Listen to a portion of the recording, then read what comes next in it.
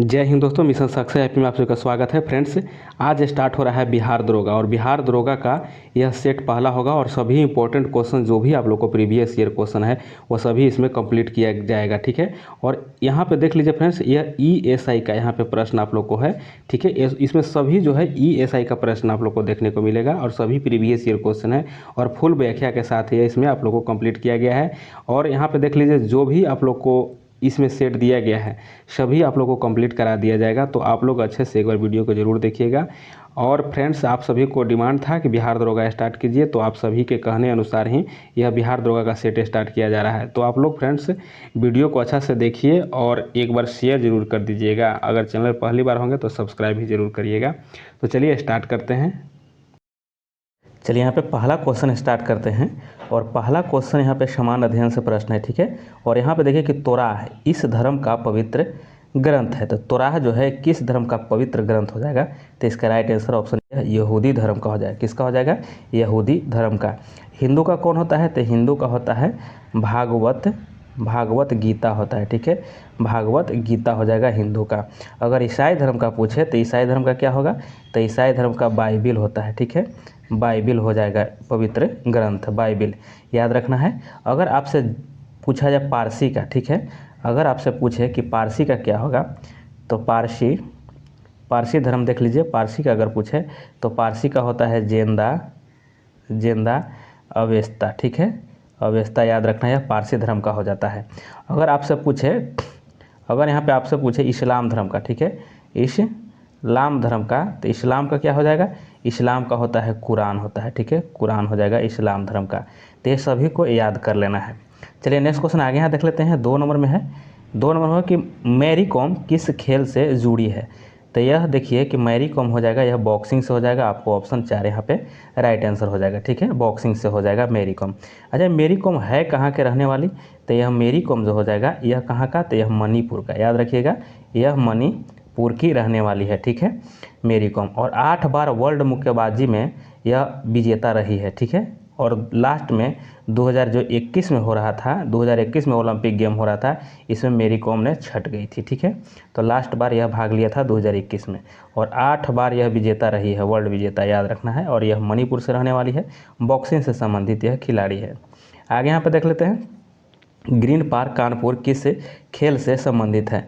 देखिए green park जो है कानपुर जो है यह किस से संबंधित हो जाएगा? किस खेल से? तो इसका राइट आंसर हो जाएगा आपको यहाँ पे 2 हो जाएगा, क्रिकेट से संबंधित हो जाएगा। ठीक है, क्रिकेट से संबंधित हो जाएगा। अगर फ्रेंड्स यहाँ पे और समझ लीजिए, जैसे आपको अगर पूछा जा सकता है कि अरुण जेटली स्टेडियम यह कहाँ है? तो अरुण जेटली कहाँ हो जाएगा? यह दिल्ली में हो जाएगा। ठीक है, दिल्ली। अरुण जेटली जो हो जाएगा स्टेडियम यह कहाँ हो जाएगा? दिल्ली में हो जाएगा। और इसका अगर पूर्व नाम पूछ दे, अरुण जेटली का पूर्व नाम पूछ दे अगर, ठीक है, अरुण जेटली का अगर पूरा नाम पूछ दे स्टेडियम का कि पूरा नाम यानी पूर्व नाम पूर्व नाम, तब पूर्व नाम क्या था उसका? फिरोज शाह कोटला था। ठीक है, क्या नाम था? फिरोज शाह कोटला। ठीक है, कोटला, फिरोज शाह कोटला मैदान हो जाएगा या ग्राउंड होता है। ठीक है, अगर आपसे पूछे किन्नन, ठीक है, अगर पूछे आपसे कि किन्नन यह कहाँ है? किन्नन स्टेडियम अगर आपसे पूछे तो किन्नन हो जाएगा झारखंड में। याद रखना है, यह हो जाएगा झारखंड में किन्नन हो जाएगा। अगर आपसे पूछ दे कि मोइनुल हक स्टेडियम कहाँ है, तो मोइनुल हक जो हो जाएगा बिहार में हो जाएगा। ठीक है, मोइनुल हक अगर पूछे तो बिहार में हो जाएगा। चलिए नेक्स्ट क्वेश्चन आगे यहाँ देख लेते हैं। यहाँ पे 4 नंबर प्रश्न है कि जीव मिल्खा सिंह किस खेल से जुड़े हैं? जीव मिल्खा सिंह का संबंध किस खेल से हो जाएगा? तो इसका सही आंसर क्या हो जाएगा? इसका राइट आंसर हो जाएगा आपको ऑप्शन सी हो जाएगा। ठीक है, यानी कि 3 हो जाएगा, यहाँ पे गोल्फ हो जाएगा। याद रखना है, गोल्फ से संबंधित हैं और यह प्रोफेशनल गोल्फर थे, एकदम बहुत ही प्रोफेशनल यह गोल्फर माने जाते थे। ठीक है, और 10 साल का यह दुबई गोल्डन वीज़ा भी हासिल कर चुके थे। ठीक है, याद रखना है, तो यह गोल्फर थे मिल्खा सिंह। ठीक है, गोल्फ से। चलिए आगे यहाँ देख लेते हैं।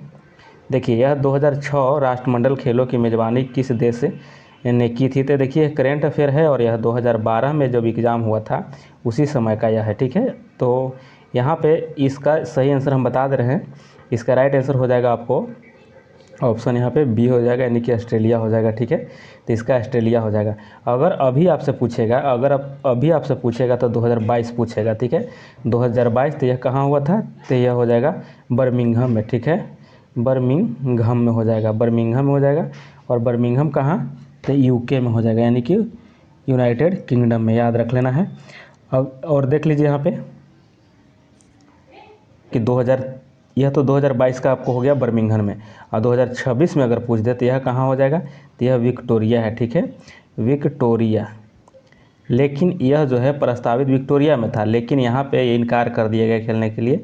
तो देखिए ये जब इनकार हुआ है तो पता नहीं, अभी निश्चिंत नहीं हो पाया है, ठीक है, लेकिन पता चल रहा है कि स्पेन में होने वाला है, ठीक है, स्पेन में होने वाला है। यह कन्फर्मेशन अभी नहीं हो पाया है, लेकिन 2026 वाला यह जो ऑस्ट्रेलिया में होने वाला था विक्टोरिया में, वह कैंसिल हो गया था और स्पेन में बात सुनने में आ रही है, ठीक है। तो इस चीज़ को भी याद रख लेना है, ठीक है। चलिए आगे यहाँ 6 नंबर प्रश्न देखते हैं। 6 नंबर प्रश्न है कि विश्व की सबसे ऊंची इमारत कहाँ है। देखिए विश्व की सबसे ऊंची इमारत हो जाएगा यह आपको दुबई में हो जाएगा, ठीक है।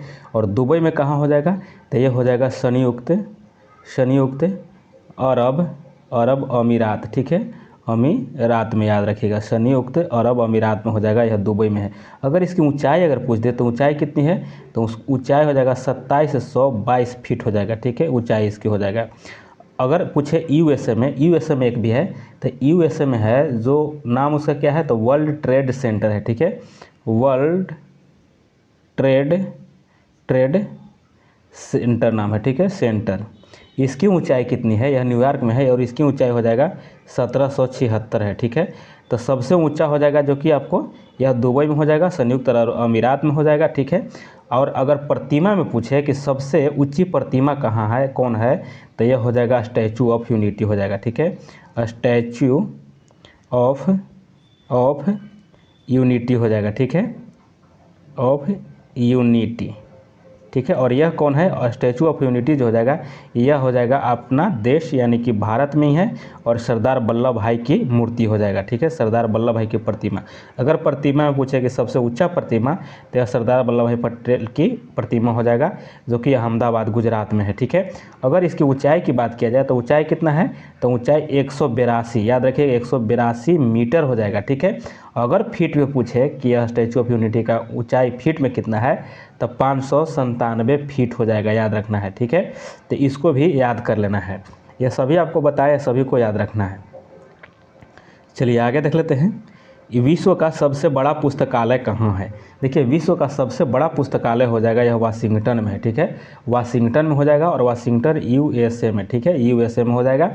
और अगर यहाँ पे देखा जाए फ्रेंड्स, यह पुस्तकालय में देखिए 16.2 करोड़, ठीक है, 16.2 करोड़ किताबें यहाँ पे रखी गई है इस पुस्तकालय में, ठीक है।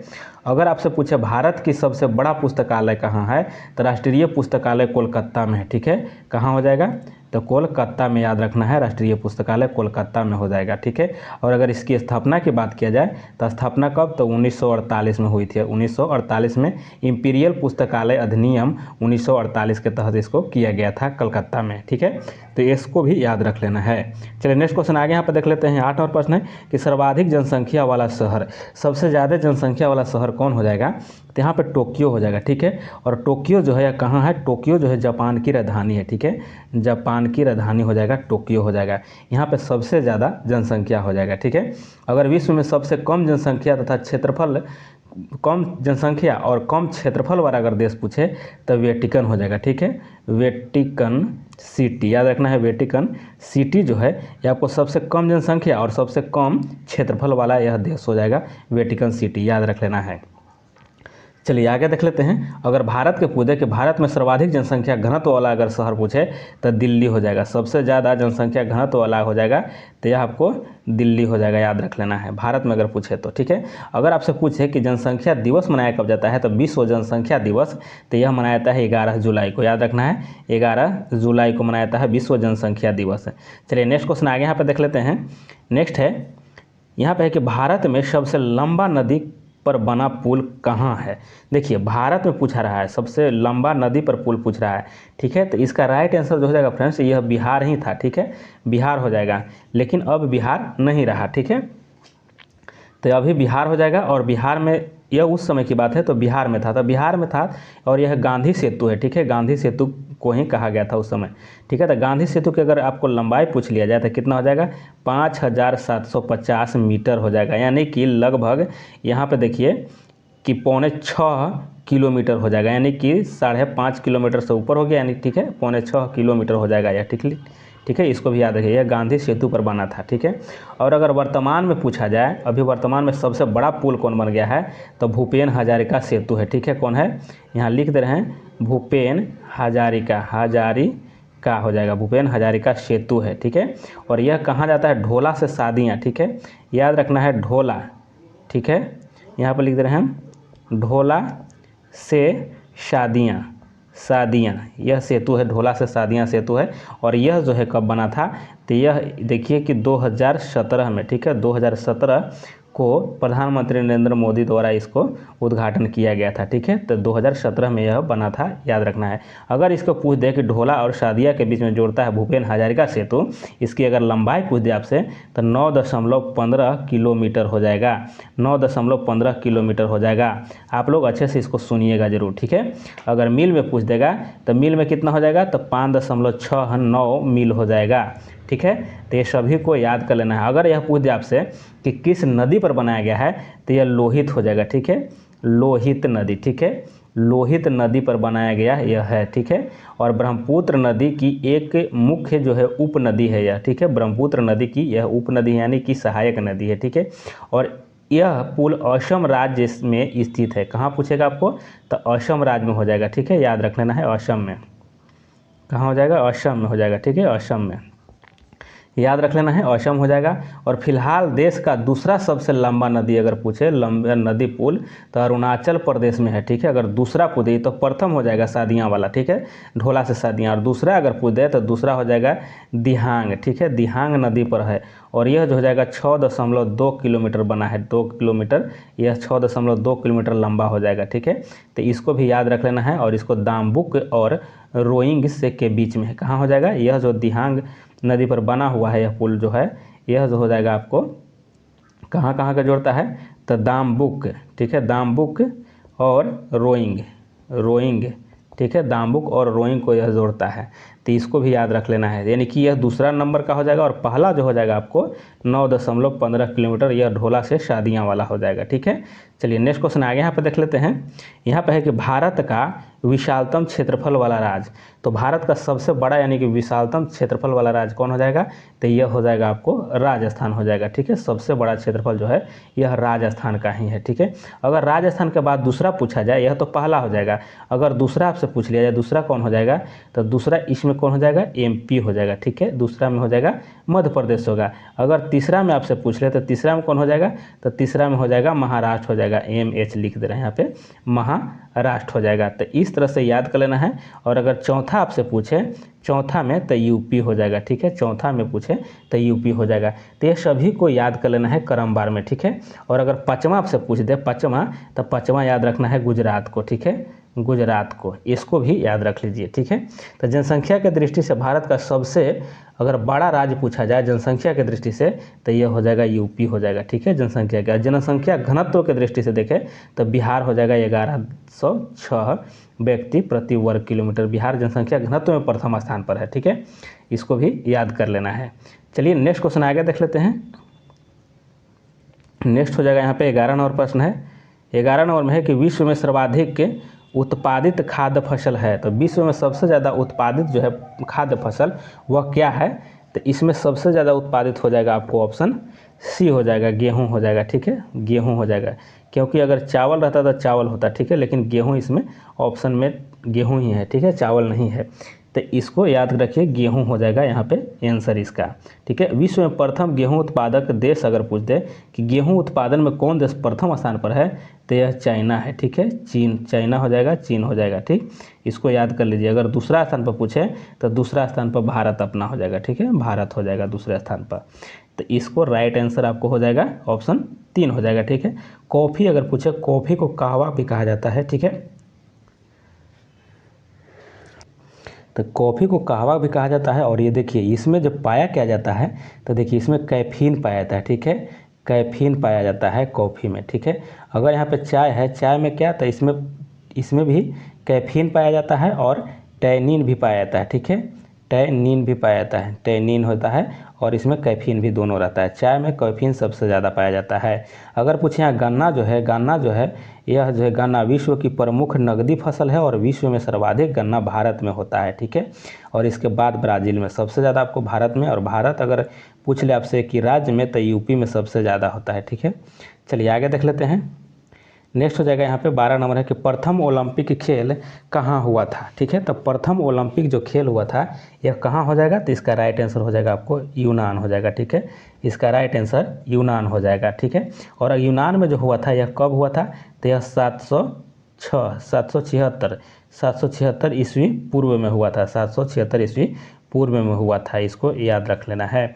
जबकि देखिए आखिरी बार इसका आयोजन जो है, आखिरी बार आयोजन 394 ईस्वी में हुआ था, क्योंकि रोम के सम्राट जो था थियोडोफिस ने इसको मूर्ति पूजा यानी मूर्ति पूजा वाला उत्सव करार दे करके इस पर प्रतिबंध लगा दिया था।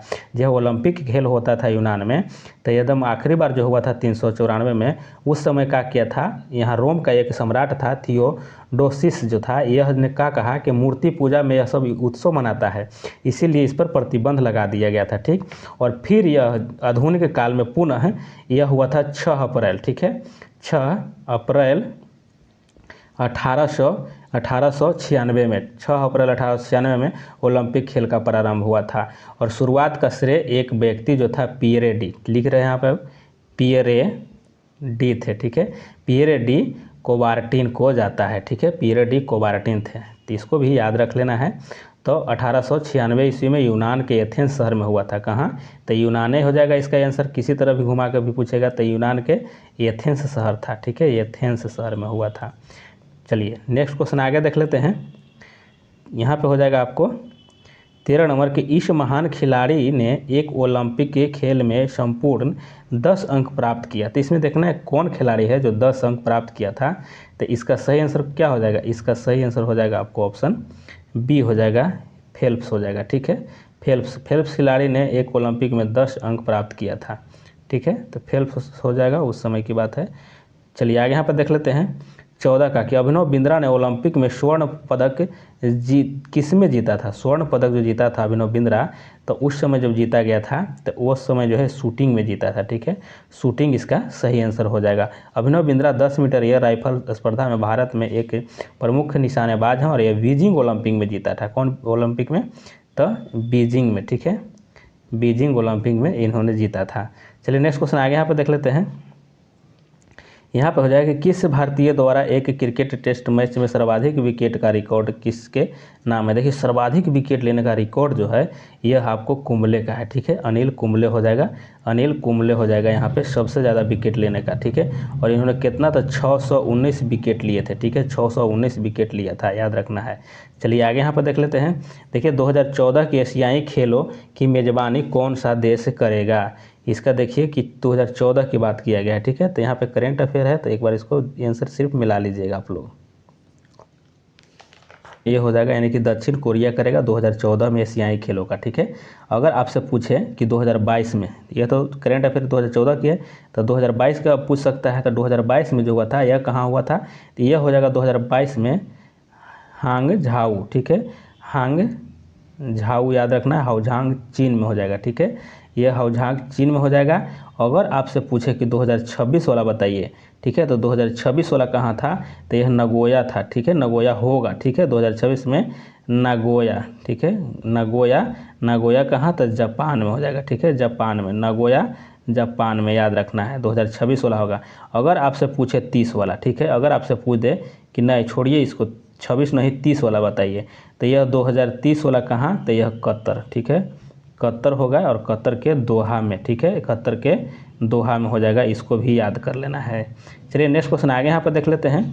चलिए 17 नंबर क्वेश्चन देखते हैं। 17 नंबर के 1857 के भारतीय स्वतंत्रता संग्राम में किसने लड़ते हुए वीरगति प्राप्त की थी। देखिए यहाँ पर लड़ते हुए वीरगति प्राप्त किया गया था, यह झांसी की रानी की लड़ते हुए वीरगति प्राप्त हुई थी, ठीक है। इस समय देखिए जब यह 1857 में जब युद्ध हो रहा था, तो इसके साथ में जो युद्ध करने वाला अंग्रेज था वह कौन था, तो ह्यूरोज था, ठीक है, ह्यूरोज हो जाएगा, ह्यूरोज था यह इसके साथ, और इसी के बीच में जब युद्ध हो रहा था तो यह वीरगति को प्राप्त रानी लक्ष्मीबाई हो गई थी। ठीक है, इसका साथ दे रहे थे कौन, तो साथ दे रहा था तात्या टोपे। ठीक है, तात्या टोपे साथ दे रहा था, लेकिन यह बच गया था। ठीक है, यह जो तात्या टोपे थे यह बच गया था। और हीरोज के द्वारा ही एक वचन कहा गया था, एक शब्द कहा गया था। यह क्या कहा गया था कि भारतीय क्रांतिकारियों में सोई हुई, यह जो सोई हुई अकेली जो है मर्द है। यह बात कहा गया था कि भारतीय क्रांतिकारियों में सोई हुई जो दिख रही है, वीरगति को प्राप्त हुई है, यह जो है अकेले मर्द है, अकेली मर्द है। इस बात को कहा गया था।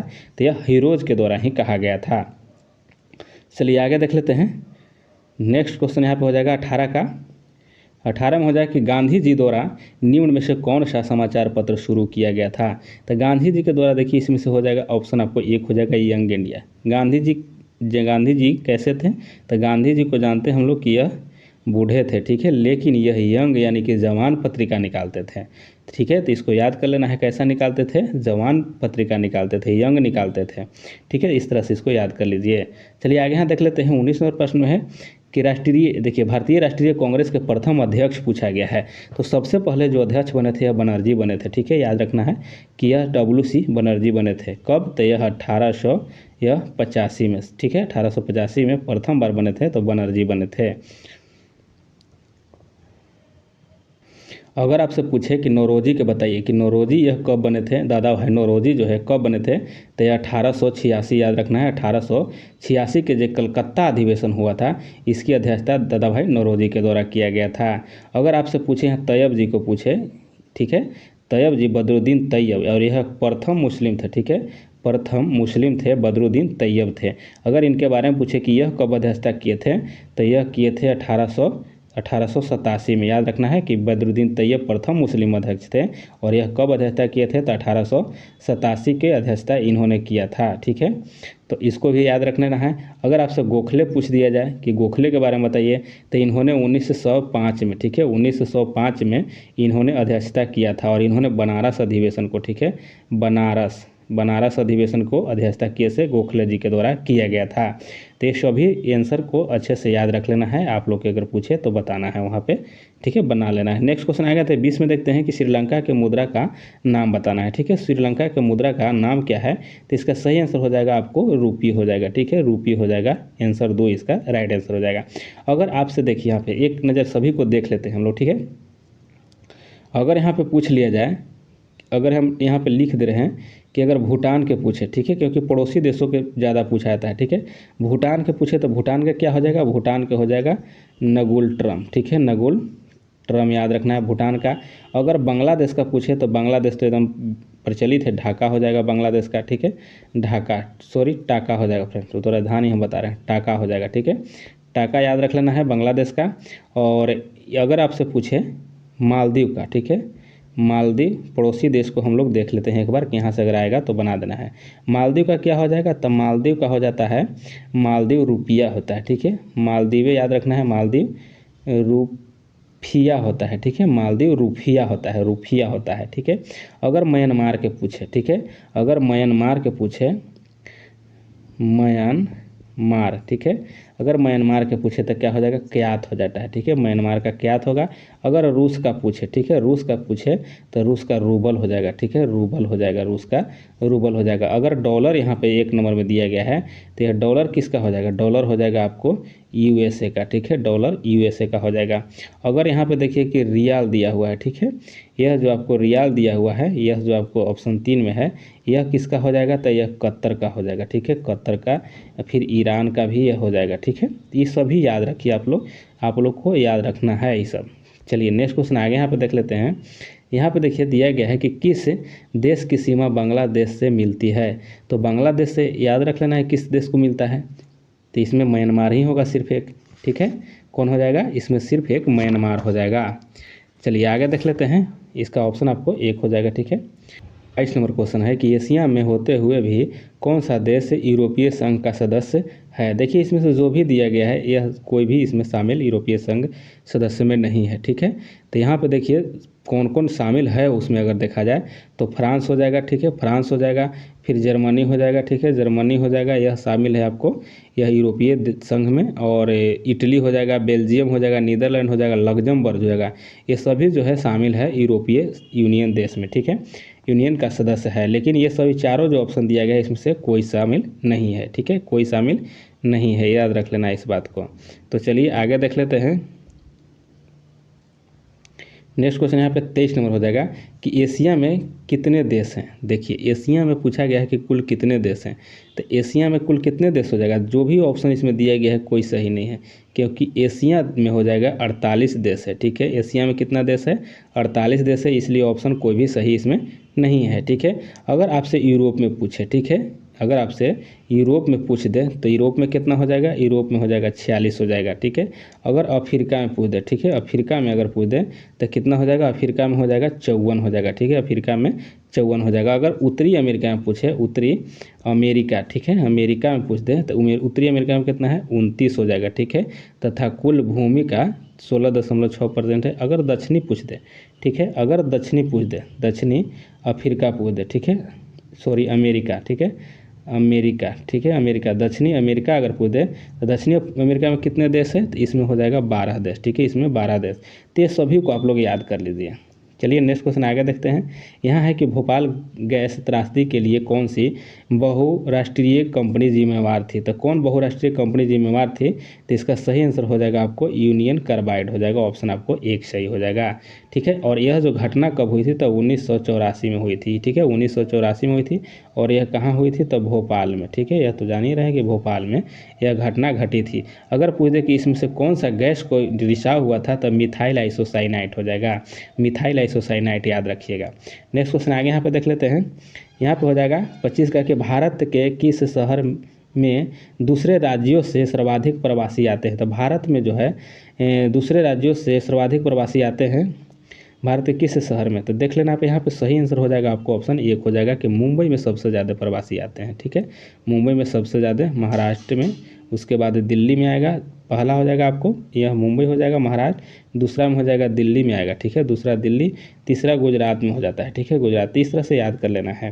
चलिए नेक्स्ट क्वेश्चन आगे देख लेते हैं। 26 का है कि किस भारतीय नेता ने सामाजिक नेटवर्कों को कुछ भी प्रदर्शित करने से पहले समीक्षा करने को कहा था। तो इसमें से कौन कहे थे, तो इसका सही आंसर हो जाएगा आपको ऑप्शन बी हो जाएगा, कपिल सिब्बल यह बात कहे थे। ठीक है, कपिल सिब्बल यह बात को कहे थे। चलिए नेक्स्ट क्वेश्चन आगे देख लेते हैं।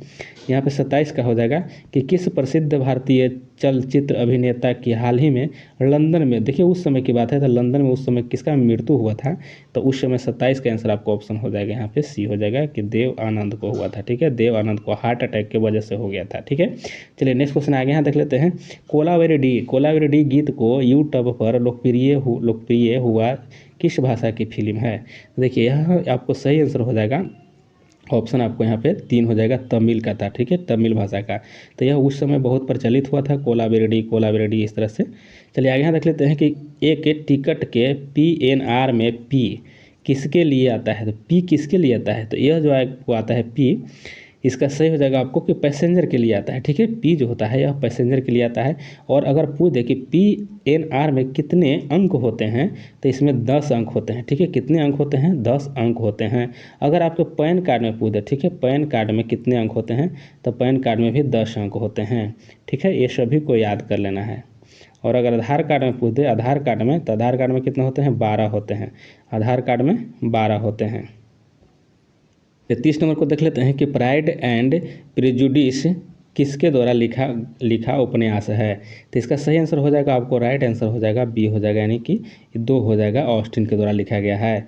आगे यहाँ पर देखिए लिखा गया है कि पुस्तक the 3 mistakes of my life, यानी मेरे लाइफ में 3 मिस्टेक, यह जो है किसका है, तो यह किनकी लिखी हुई है, the 3 mistake of my life. तो इसका सही आंसर हो जाएगा ऑप्शन आपको इसका 3 हो जाएगा। ठीक है, चेतन भगत के द्वारा यह पुस्तक लिखा गया है। चलिए नेक्स्ट क्वेश्चन आगे देख लेते हैं। अगर यहाँ पे देखा जाए इसमें से और खुशवंत सिंह जैसे हो गए, तो खुशवंत सिंह के द्वारा कौन सा लिखा गया है, तो इंदिरा गांधी रिटर्न्स लिखा गया है, ट्रेन टू पाकिस्तान लिखा गया है, ये सभी लिखा गया है। मुल्क राजानंद के द्वारा कौन सा पुस्तक लिखा गया है, अनटचेबल लिखा गया है, कुल्ली लिखा गया है। ठीक है, यह सभी लिखा गया है यहाँ मुल्कराज आनंद के द्वारा। महात्मा गांधी के द्वारा जानबे करते हैं आप लोग कि यंग इंडिया प्रकाशित किया गया था, स्वराज हिंद स्वराज, ठीक है, हिंद स्वराज भी निकाला गया था महात्मा गांधी के द्वारा। चलिए आगे यहाँ पर देख लेते हैं 32 को कि क्वीन ऑफ टॉक किसके लिए रखा गया नाम है। तो क्वीन ऑफ टॉक जो रखा गया है किसके लिए था, तो 32 का आंसर हो जाएगा आपको ऑप्शन यहाँ पे 2 हो जाएगा। अपराह विनफ्राई हो जाएगा, ठीक है, अपराह विनफ्राई के लिए रखा गया था। चलिए आगे यहाँ पे देख लेते हैं। यहाँ पे 33 नंबर हो जाएगा कि ग्रामीण बैंक का संस्थापक कौन था। ग्रामीण बैंक का संस्थापक यहाँ पूछा गया है, तो इसका राइट आंसर ऑप्शन आपको ये हो जाएगा कि मोहम्मद यूनुस हो जाएंगे, ठीक है, यूनुस, मोहम्मद यूनुस हो जाएंगे। और यह 2006, ठीक है, 2006 ईस्वी में ग्रामीण बैंक के संस्थापक मोहम्मद यूनुस को संयुक्त रूप से नोबेल पुरस्कार भी दिया गया था। चलिए आगे यहाँ पर देख लेते हैं कि मदन मोहन, यहाँ पे देखिए महामना के नाम से, तो देखिए महामना के नाम से कौन जाने जाता है, तो महमजा के नाम से जो है यह मदन मोहन मालवीय को कहा जाता है, ठीक है, मदन मोहन मालवीय इसका राइट आंसर हो जाएगा। चलिए नेक्स्ट क्वेश्चन आगे यहाँ पे देख लेते हैं।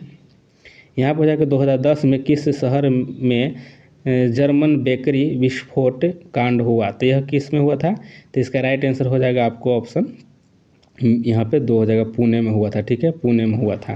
तो ये सभी करेंट अफेयर है, इसको एक बार सिर्फ क्वेश्चन देख लीजिए, करेंट अफेयर तो अभी तत्काल वाला पढ़ना होगा आप लोग को। चलिए आगे यहाँ पे देख लेते हैं। 36 में है कि कंपनी रिसर्च इन मोशन किसके निर्माण से संबंधित है, तो कंपनी रिसर्च इन मोशन किसके निर्माण से संबंधित है, तो इसका सही आंसर हो जाएगा आपको ऑप्शन बी हो जाएगा, ठीक है, यानी कि 2 हो जाएगा, ब्लैकबेरी हो जाएगा। नेक्स्ट क्वेश्चन आगे यहाँ पे देख लेते हैं कि संगलू समिति किसके लिए नियुक्त की गई थी, तो संगलू जो समिति है किसके लिए, इसका सही आंसर हो जाएगा ऑप्शन आपको ये हो जाएगा कि 2010 कॉमनवेल्थ खेल के लिए, ठीक है।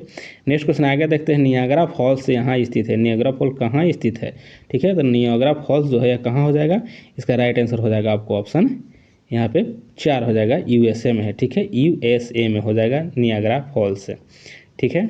चलिए आगे देख लेते हैं।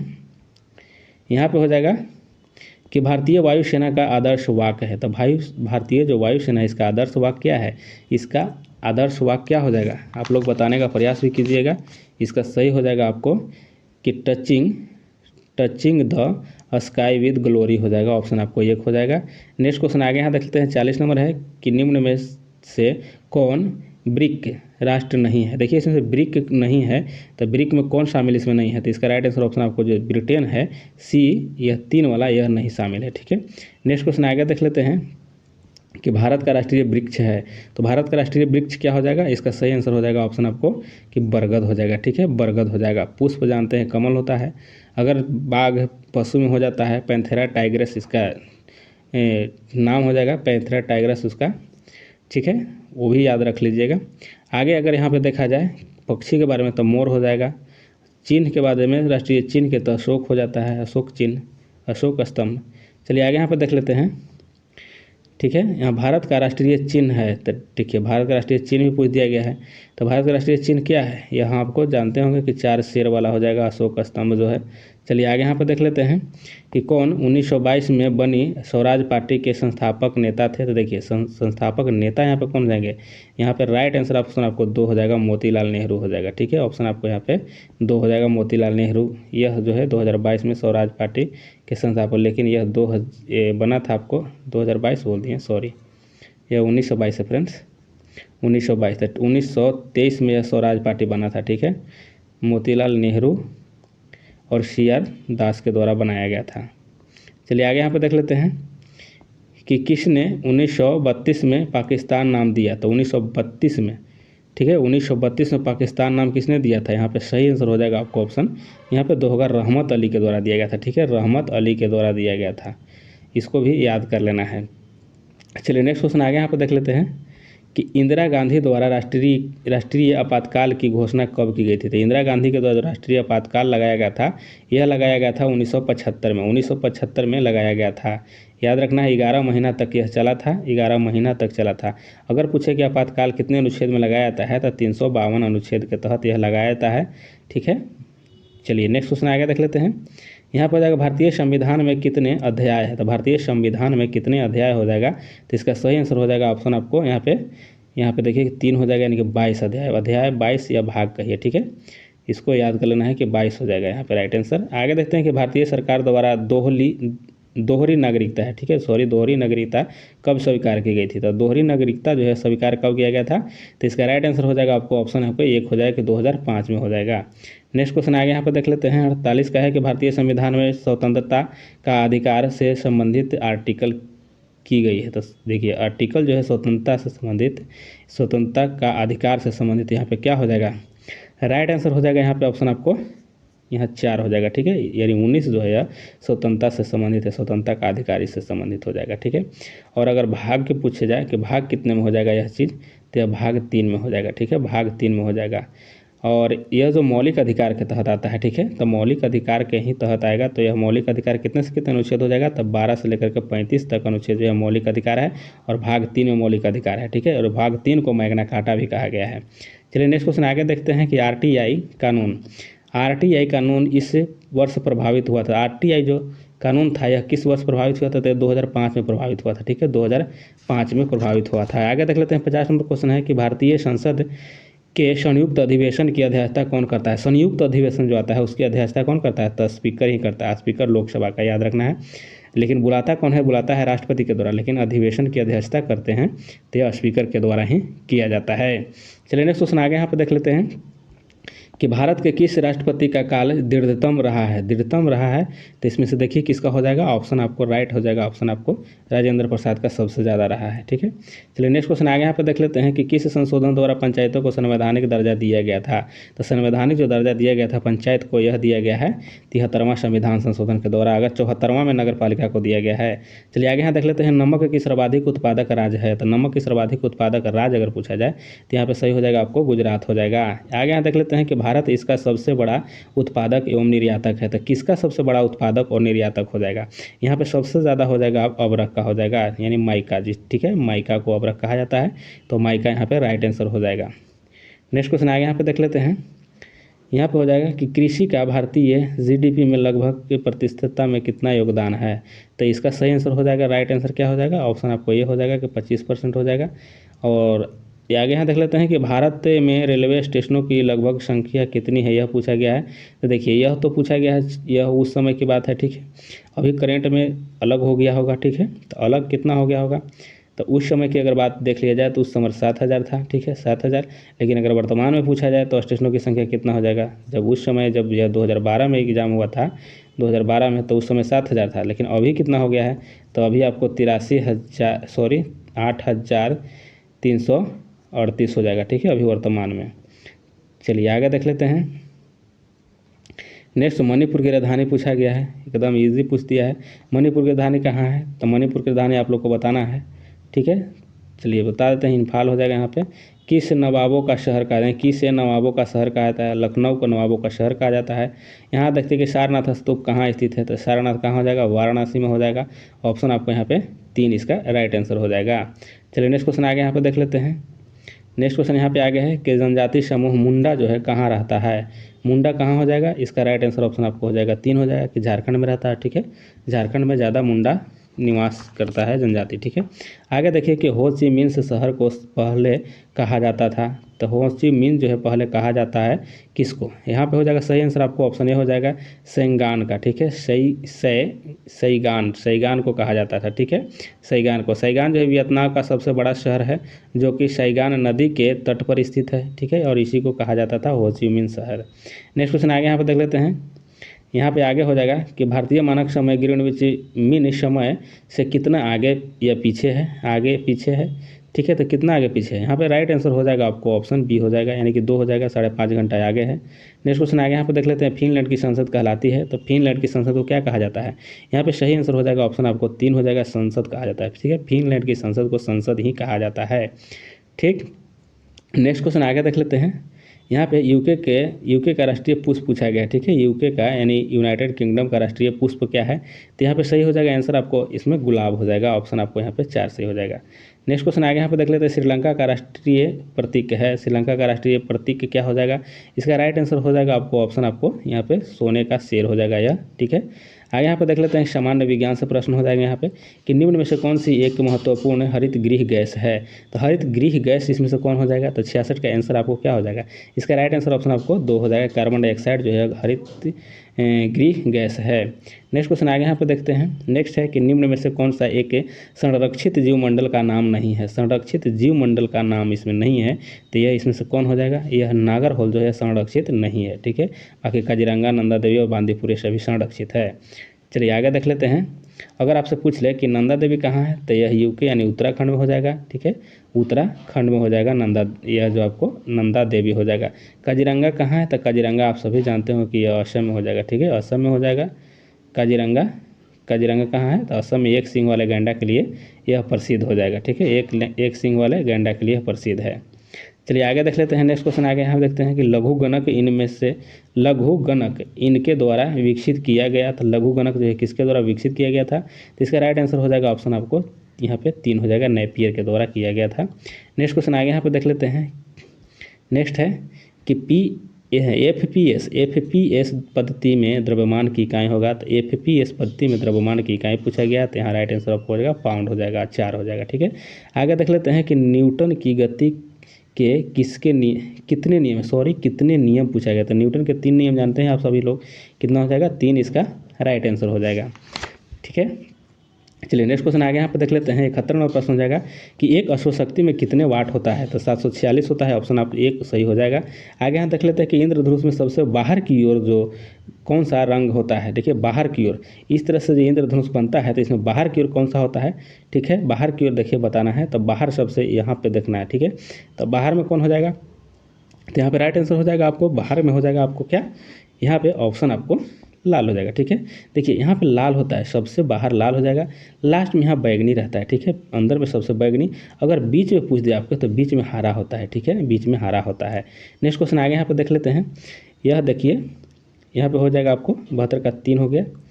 आगे यहाँ पे देख लेते हैं 73 का कि फ़ारेनहाइट तापमापी जो है ऊपर, देखिए फ़ारेनहाइट तापमापी ऊपरी तथा निचले बिंदु के मध्य कितने अंतराल होता है। ऊपरी तथा निचले बिंदु के मध्य जो है कितने अंतराल होता है, तो इसका सही आंसर हो जाएगा आपको ऑप्शन यहाँ पे 2 हो जाएगा कि 180 होता है। ठीक है, 180 होता है।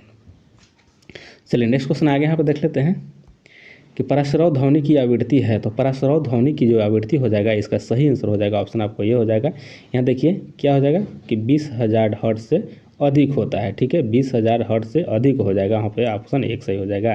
नेक्स्ट क्वेश्चन आगे यहाँ देख लेते हैं। 75 का है कि रेडियो सक्रिय पदार्थ भंडारित करने के लिए बने पात्र इनमें से होते हैं। तो बना जो पात्र होता है रेडियो सक्रिय को भंडारित करने के लिए, वह पात्र कैसा होता है, तो यह देखिए हो जाएगा आपको लेड का होता है, नहीं कि शीशा का होता है।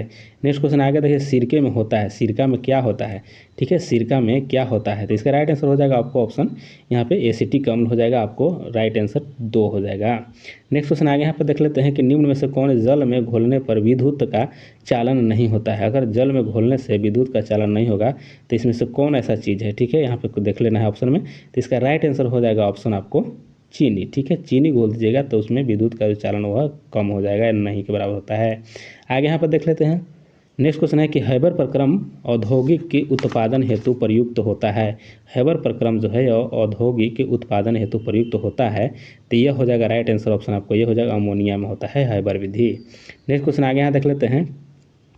नेक्स्ट यहाँ पे हो जाएगा कि कौन सा अम्ल कांच को घोल सकता है। कौन सा ऐसा जो अम्ल है जो कांच को भी घोल देगा। ठीक है, तो यहाँ पे राइट आंसर हो जाएगा यह हाइड्रोक्लोरिक अम्ल हो जाएगा, सॉरी हाइड्रोफ्लोरिक अम्ल हो जाएगा यहाँ पे। ठीक है, याद रखना है हाइड्रोफ्लोरिक अम्ल हो जाएगा, कांच को घोल सकता है यह। ठीक है, जिसको अम्लराज 3:1 के अनुपात में सांद्र हाइड्रोक्लोरिक अम्ल एवं सांद्र नाइट्रिक अम्ल का ताज़ा मिश्रण होता है और यह सोना एवं प्लैटिनम को गलाने में समर्थ होता है। ठीक है, तो यहाँ पे आपको राइट आंसर इसका 4 हो जाएगा। 80 नंबर प्रश्न देखते हैं कि ब्रह्मांड में सर्वाधिक पाया जाने वाला तत्व कौन सा है, तो यह कौन सबसे ज़्यादा पाया जाता है, हाइड्रोजन पाया जाता है, ऑप्शन 1 यहाँ पर सही हो जाएगा।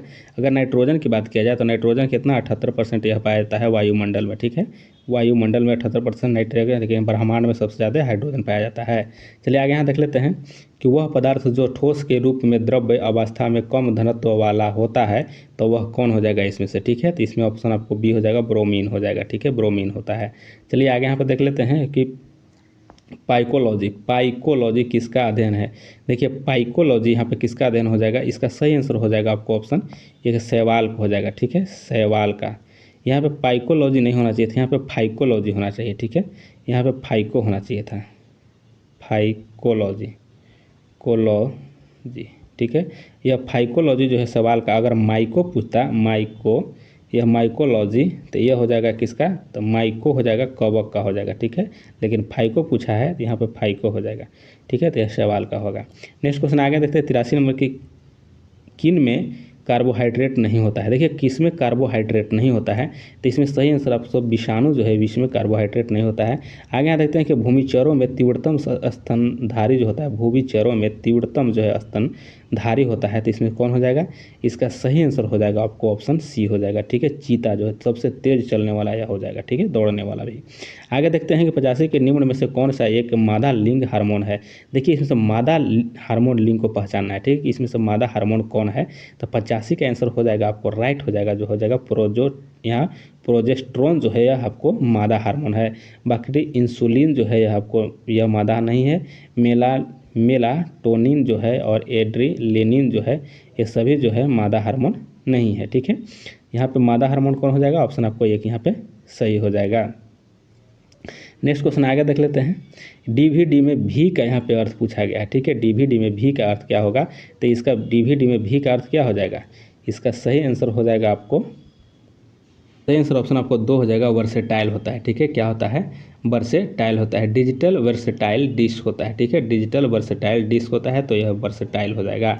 आगे देखिए रैम में ए का यहाँ पूछा गया है, ठीक है। रैम में ये किसके लिए आता है, तो रैम में जो ए हो जाता है ये किसके लिए आता है, ये एक्सेस के लिए आता है। ऑप्शन आपको यहाँ पे एक हो जाएगा, एक्सेस के लिए रैम में आता है, ठीक है। इसको रैंडम एक्सेस मेमोरी कहा जाता है रैम को। नेक्स्ट क्वेश्चन आगे यहाँ देख लेते हैं कि फेसबुक के संस्थापक कौन है, तो यह सभी जानते हैं कि ऑप्शन एक इसका सही हो जाएगा। यहाँ पे राइट के मार्क जुकरबर्ग हो जाएंगे। आगे यहाँ पे देख लेते हैं कि बायोडीजल इसमें बनता है, ठीक है। बायोडीजल जो है इससे बनता है, तो बायोडीजल जो है किससे बनेगा, तो इसका राइट आंसर हो जाएगा आपको ऑप्शन घास हो जाएगा, यानी कि 4 हो जाएगा, यानी कि 4 हो जाएगा, घास से बनता है। आगे देख लेते हैं रबी की फसल की कटाई का महीना कौन सा है। रबी की फसल की कटाई के लिए महीना जो होता है यह हो जाएगा आपको मार्च हो जाएगा, ठीक है। ऑप्शन आपको यहाँ पे 2 सही हो जाएगा। चलिए आगे देख लेते हैं। नेक्स्ट है यहाँ पर, नेक्स्ट है कि पंचतंत्र द्वारा उत्पादित अम्ल कौन सा है। पंचतंत्र द्वारा उत्पादित जो है अम्ल कौन सा हो जाएगा, तो यहाँ पे सही आंसर क्या हो जाएगा, इसका हो जाएगा आपको ऑप्शन 3 हो जाएगा, हाइड्रोक्लोरिक अम्ल हो जाएगा, ठीक है। हाइड्रोक्लोरिक अम्ल सही हो जाएगा। नेक्स्ट क्वेश्चन आगे यहाँ देख लेते हैं कि स्वस्थ दृष्टि के लिए कौन सा विटामिन आवश्यक है। स्वस्थ दृष्टि के लिए मतलब कि अच्छे आँख के लिए कौन सी विटामिन सही है इसमें, तो इसका राइट आंसर हो जाएगा ऑप्शन आपको यहाँ पे डी हो जाएगा, ठीक है। कि आँख के लिए सबसे प्रचुर मात्रा में जो विटामिन गाजर से प्राप्त होता है, जो विटामिन ए होता है। अगर इसकी रासायनिक नाम पूछ लिया जाए तो रेटिनॉल होता है, ठीक है, रेटिनॉल हो जाएगा, ठीक है। और विटामिन सी को यहाँ पे अस्कॉर्बिक अम्ल कहा जाता है, और यहाँ विटामिन डी को क्या कहा जाता है, इसको कैल्सीफेरॉल कहा जाता है। नेक्स्ट क्वेश्चन आगे यहाँ पर देख लेते हैं। 93 नंबर में है कि निम्न में से कौन सा खुला यानी TLD नहीं है। देखिए इसमें कौन सा खुला TLD नहीं है, तो इसका सही आंसर हो जाएगा ऑप्शन सी डॉट नेट हो जाएगा यह, ठीक है। ऑप्शन 3 सही होगा। आगे यहाँ देखिए निक का कार्ड पूछा है, ठीक है। NIC कार्ड है इसमें से, ठीक है। तो NIC कार्ड क्या है, तो यह जो होगा आपको इसका सही आंसर ऑप्शन आपको बी हो जाएगा, PCS को जोड़ने वाला यह NIC कार्ड होता है। नेक्स्ट क्वेश्चन आगे यहाँ पर देख लेते हैं। यहाँ है कि संगणक की गति किस में व्यक्त की जाती है। तो संगणक की गति जो है किस में व्यक्त किया जाता है, तो यह गीगाहर्ट्ज में व्यक्त किया जाता है।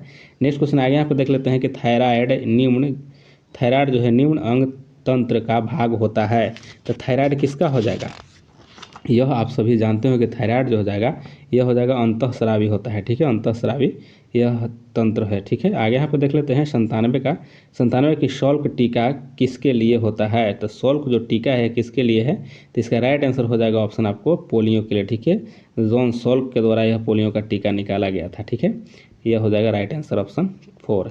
आगे यहाँ देख लेते हैं कि निम्न एक प्रतिजैविक है, निम्न में से एक प्रतिजैविक है, तो इसका सही आंसर हो जाएगा आपको कि यहाँ पे सल्फानीलेमाइड हो जाएगा। ऑप्शन आपको 2 इसका सही हो जाएगा।